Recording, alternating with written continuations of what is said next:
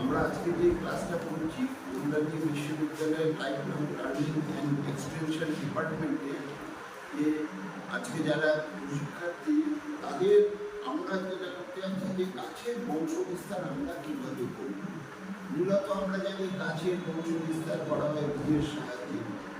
বীজের সাহায্যে গাছের বংশ বিস্তার করতে হলে যে গাছ একই ধরনের যে ফল মায়ের বদলে যে তার থেকে ফল বা ফুল হবে তার কোনো মানে নেই, কেননা এইগুলো হচ্ছে ক্রস পলিনেশন হয়ে ইতর পরাগ সংযোগের ফলে এদের ধীরে ধীরে তাদের যে ক্যারেক্টার সেটা নষ্ট হয়ে যায়।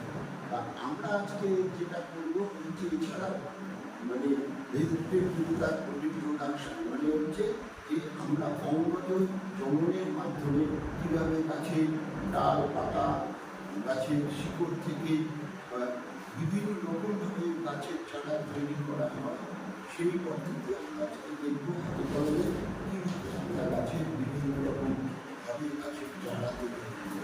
এই চারা তৈরি করার অনেক সুবিধা আছে যে আমরা যে ধরনের গাছ তৈরি করতে চাই এমনকি একটি গাছে আমরা একাধিক রকম 4-5 রকম আমের মধ্যে যে আমরা 4-5 রকম আম একই গাছে আমরা ফলাতে পারি। সেইটা কীভাবে ফলাতে হবে তার সেটা হাতে কলমে দেখাচ্ছে প্রামাণিক। দেখুন যে সেও একজন শিক্ষার্থী কিন্তু সে হচ্ছে একটা সফল শিক্ষার্থী এবং সে হাতে কলমে দীর্ঘদিন এই কাজ করছে এবং তার যা স্কিল তার যে দক্ষতা সেটা আমাদেরও নেই। তারা এইগুলো হচ্ছে এই যে কোনো প্রোপাগেশন টেকনিক হচ্ছে আসলে যত দিন যাবে যদি আপনি দিনের পর দিন সেই একই কাজ বারবার করে যে সাধারণভাবে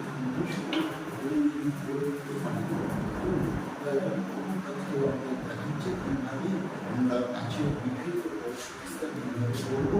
এছাড়া এই বংশ বিস্তার নিয়ে আমাদের ক্লাস হয়ে গেছে, তার নোটও দেওয়া আছে, আপনারা দেখে নেবেন। এখন হচ্ছে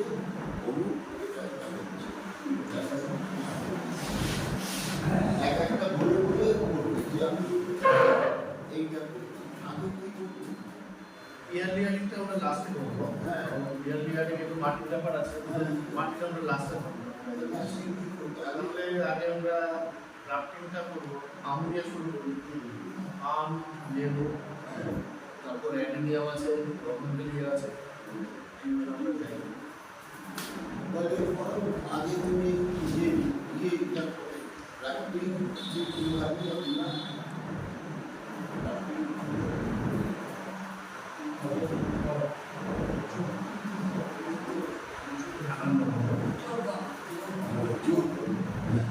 যে আমরা এখন যেটা করছি যে আমের আমরা জোর কলম করব।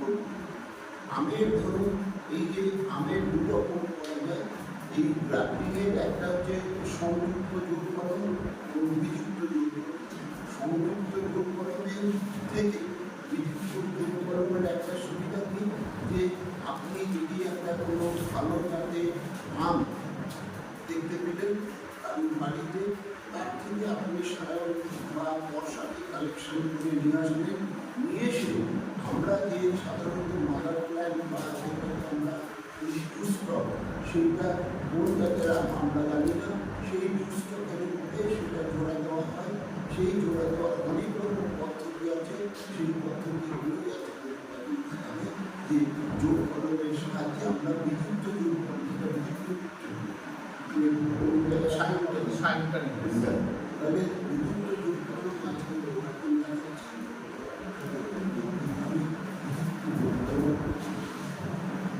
আমরা যে প্রসেসগুলো আজকে শিখব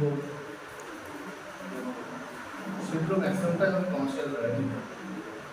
যে টেকনিকটা কমার্শিয়াল ভ্যারাইটিতে বেশি কাজে লাগে আমরা সেগুলোই করব।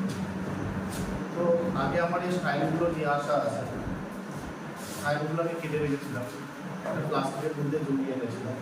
যেহেতু কাছ থেকে সংগ্রহ করা আমার এত কিছু আমি প্রোটেকশন নিয়ে জাস্ট একটা প্লাস্টিকের মধ্যে হালকা একটু জলের ছিটাতেই নিয়ে এসেছি। কারণ এটিকে খবরের কাগজ নাহলে সুতির কাপড় সেটাকে হালকা করে একটুখানি ভিজিয়ে গিয়ে তারপরে সেই কাপড়ের মধ্যে এটাকে ডুবিয়ে নিতে হবে। ডুবিয়ে সেই ওই এটাকে এবার এই প্লাস্টিকের মধ্যে মুড়িয়ে নিয়ে আসতে হবে, তাহলে আমরা অনেক দূর থেকে জিনিসটা নিয়ে আসতে পারবো, অনেক দূর থেকে আনতে পারবো, অনেক সময় ধরে আমার এটা ভালো থাকবে। মোটামুটি 15 দিন, মোটামুটি অনেক দূর থেকে নিয়ে আসলেও 15 দিন এটা ভালো থাকবে, 15 দিন মতো এটা ভালো থাকবে যদি আমরা বাইরের দেশ থেকেও নিয়ে আসি। আর সব থেকে ভালো হয় আমরা যদি সায়ানটাকে আগে থাকি রেডি করি, মানে মা গাছের যেটা ভালো জাতের গাছ সেই গাছের আমি পাতাটাকে ফেলে দেব, এর গোটাটা থাকবে, গোটাটা থাকবে, আমরা গোটাটা নিচ থেকে কাটবো না, গোটার কিছুটা অংশটা থাকবে, থেকে আমরা পাতাটাকে ফেলে দেবো। পাতাটা ফেলে দেওয়ার পরে দেখা যাবে মোটামুটি 4 থেকে 5 দিন বাদে ও এই ডান্ডিটা সব ফেলে দেবে। ডান্ডিটা ফেলে দেওয়ার পরে আপনা আপনি ও খসে পড়ে যাবে।